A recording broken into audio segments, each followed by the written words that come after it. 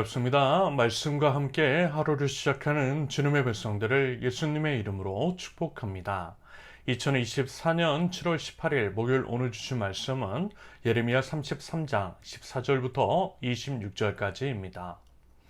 나 주의 말이다. 보아라. 내가 이스라엘 가문과 유다 가문에 약속한 그 복된 약속을 이루어줄 그날이 오고 있다. 그때 그 시각이 되면 한 의로운 가지를 다윗에게서 돋아나게 할 것이니 그가 세상에 공평과 정의를 실현할 것이다. 그때가 오면 유다가 구원을 받을 것이며 예루살렘이 안전한 거처가 될 것이다. 사람들이 예루살렘을 주님은 우리의 구원이시다 하는 이름으로 부를 것이다. 나 주가 말한다. 이스라엘 민족의 왕좌에 앉을 사람이 다윗에게서 끊어지지 않을 것이다. 레위 지파의 제사장 가운데에서도 나에게 번제물을 바치며 곡식 제물을 살라 바치고 희생 제물을 바칠 사람이 끊어지지 않을 것이다. 주님께서 예레미야에게 이렇게 말씀하셨다. 나 주가 말한다. 낮에 대한 나의 약정과 밤에 대한 나의 약정을 너희가 깨뜨려서 낮과 밤이 제 시간에 오지 못하게 할 수 있겠느냐?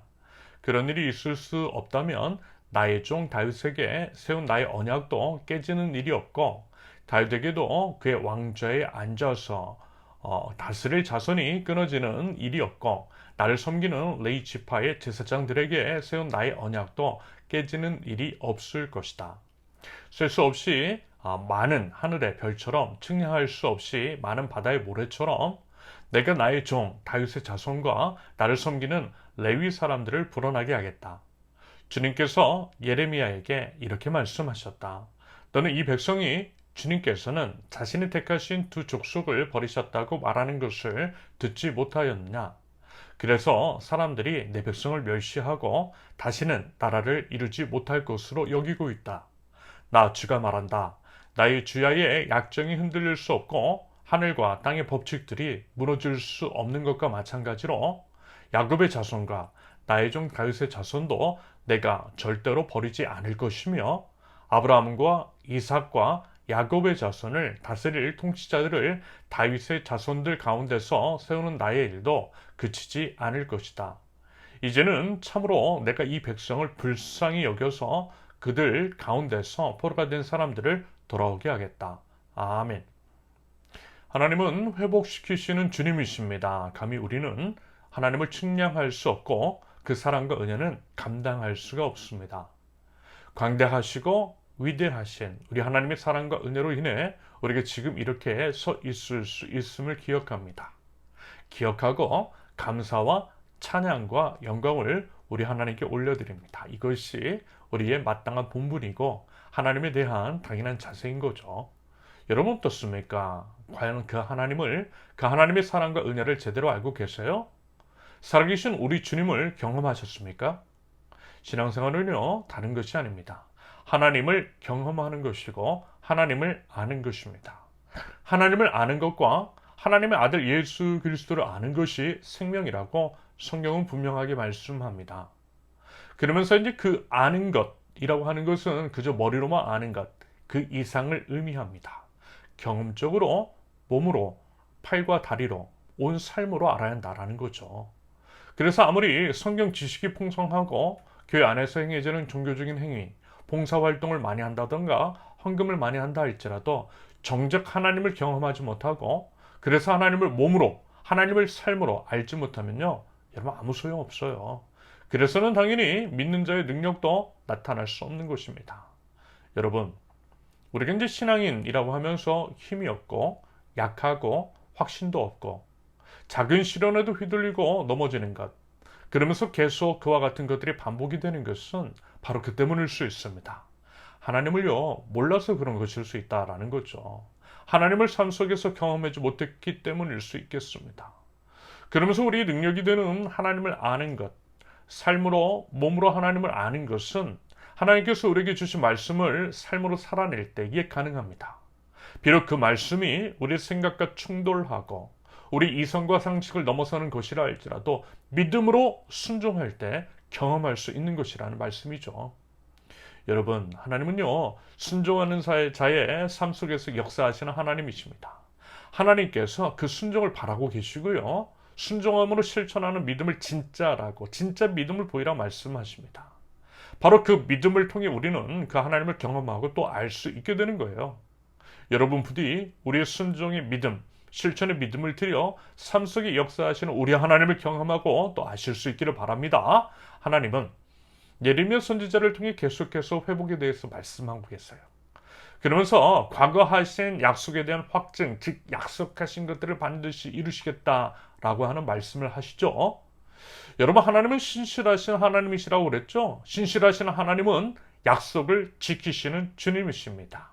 하나님의 그 신실하심에 기대어 우리가 나아갈 수 있는 것이고요. 이것이 바로 하나님을 믿을 수 있는 근거와 이유이기도 합니다. 여러분, 성경은요, 약속의 책이라고 했죠. 하나님은 약속을 지키시는 하나님. 그러므로 하나님은 성경 말씀을 반드시 이루세요. 그 약속 성경을 이루어가고 계시는 하나님이십니다. 그러면서 가장 중요하고 위대한 약속, 그것은 예수 그리스도를 통한 구원입니다. 하나님의 태초부터 예수 그리스도를 통한 구원을 약속하셨고요. 그 약속을 여러 시대와 세대에 걸쳐서 확인시켜 주셨어요. 성경은요, 한마디로 예수님에 관한 책입니다. 예수님을 약속하신 책이 성경이라는 것입니다. 그래서 정말 어떻게 됐어요? 예수님께서 오셨어요.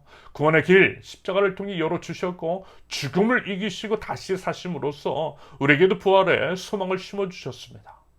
부활 승천하신 예수님께서는요, 지금도 하늘 보좌 하나님 우편에 앉아 계시다가 언젠가는 때가 이르면 다시 오실 것이고요. 우리는 영원한 하나님 나라에 거하게 될 것입니다. 이것이 하나님께서 우리에게 주신 약속이고 약속의 이행이며 앞으로 이뤄가실 약속입니다. 그 약속 믿고 그 믿음으로 살아가는 우리는 언약 백성인 거죠. 한편 방금 전 예수 그리스도를 통한 구속사역에 대한 약속을 해주셨다라고 했을 때 하나님께서는 계속해서 그 약속을 재차 확인시켜 주셨다라고 했어요. 특히 구약 선지자를 통해 그러셨죠. 선지자들을 통해 자주 말씀을 하셨던 이유는 말하자면 그때가 절망의 상황이었기 때문입니다. 왕국의 말기, 아무라고 더 이상 희망이 없는 상황이기 때문에 하나님께서는 선지자들을 통해서 심판과 징계를 선포하게 하시고 동시에 회개와 회복을 말씀하셨어요. 그러면서 예수 그리스도를 통한 영원한 구원을 언급하시는 거예요. 인간의 절망적인 상태, 반복해서 죄를 저지르는 모습을 직시하게 하시면서 그래서 이제 결국 희망은 오직 예수 그리스도밖에 없다라고 하는 것들을 깨닫게 해주시는 거죠. 그러면서 예수 그리스도를 통해서 우리를 구원하시겠다라고 하는 그 다짐을 확인시켜 주셨던 것입니다. 그래서 결국 구약은 뭐냐면요, 인간은 스스로를 구원할 수 없는 절망적인 상태를 직시하도록 하는 역할을 하고 있는 것입니다.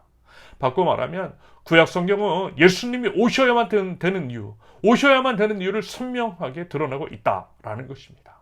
그래서요, 구약이 끝난 후에 드디어 예수님이 오셔요. 왕국 말기에 특히 선지자들을 통해 예수님이 통치하시는 회복의 그날에 대해서 반복해서 선포가 되는 것은 바로 그 때문입니다. 말하자면요, 오늘 본문이 그와 같은 내용입니다. 14절에서 약속한 그 복된 약속, 예수님에 관한 약속이고요. 15절에서 한 의로운 가지가 바로 누구예요? 예수님이신 거예요. 그 예수님께서 온 세상에 공평과 공의를 실현하실 것이고 16절 이하의 기록처럼 주님은 우리 구원이시다 라고 하는 찬양의 소리가 가득한 날이 오게 될 것이라고 말씀하시는 것입니다. 아울러 예수님으로 세워진 그 하나님의 나라가 영원할 것이라는 것을, 17절 이스라엘 민족이 왕조에 앉을 사람이 다윗에게서 끊어지지 않을 것이라고 하는 말과 18절 하나님을 예배할 사람이 끊어지지 않을 것이라는 말씀을 통해서 그것들을 드러내고 계신다라는 거예요. 하나님의 나라가 영원할 것이라는 것을 말입니다. 영원한 왕이시자 영원한 대제사장이신 우리 주 예수 그리스도를 통한 온전한 회복, 영원한 하나님 나라에 대한 선언입니다. 그러므로 여러분 그 소원과 희망과 기대를 가지고 나아가라는 것이겠죠. 예수 그리스도를 통해서도 회복시킬 하나님께서 26절의 표현처럼 이스라엘 백성을 불쌍히 여기셔서 결국 이제 포로에서 귀환시켜 주실 터이니 희망과 믿음을 저버리지 말라는 것입니다. 신실하신 하나님, 사랑의 아버지이신 우리 주님에 대한 믿음을 가지라는 거죠. 당연히 이 안에는 하나님 나라 백성다운 삶의 회복 또한 하나님께서 바라고 계시다라고 하는 것들을, 회복 전에 회개가 있어야 함을, 하나님만 바라고 하나님께 돌아와야 한다라고 하는 말씀이 내포되고 있음을 여러분 기억하셔야 합니다. 여러분, 하나님을 신뢰하십시오. 우리 하나님이 구원의 하나님, 구원을 약속하시고 그 약속을 지키시는 우리 하나님이심을, 하나님의 약속을 기억하고 믿으며 그 약속의 성취를 기대하실 수 있기를 바랍니다. 그러할 때에 절망 중에서도요, 희망을 꿈꿀 수가 있고 하나님의 놀라운 능력과 은혜와 사랑을 우리 삶 속에서도 동일하게 경험하게 될 줄로 믿습니다. 부디 그 믿음으로 더욱더 우리 주님의 약속을 붙들고 나아갈 줄 아는 하나님 나라 백성들, 저와 여러분들 모두 되실 수 있기를 예수님의 이름으로 축원합니다. 함께 기도합니다. 약속을 반드시 이루시는 신실하신 주님, 예수 그리스도를 통해 구원을 성취하시는 여호와 하나님을 찬양합니다. 하나님의 그 사랑과 은혜를 알아 감사와 찬양을 삶으로 드러낼 줄 아는 저희들, 오직 하나님 나라 백성다운 삶을 통해 믿음을 증명해 나가는 저희들 수 있도록 우리 하나님 인도하여 주시옵소서. 회복을 약속하신 주님, 절망 중에서도 그 주님을 믿고 희망을 꿈꾸기를 원합니다. 희망을 꿈꿀 뿐만이 아니라 그 희망을 이웃과 나눌 줄 아는 저희들 수 있도록 하나님 저의 삶을 사용하시고 주님의 신실하신 뜻 가운데로 인도하여 주시옵소서. 예수님의 이름으로 기도합니다. 아멘. 하나님께서 오늘 주신 말씀과 각자의 기도 제목을 놓고 우리 잠시 기도합니다.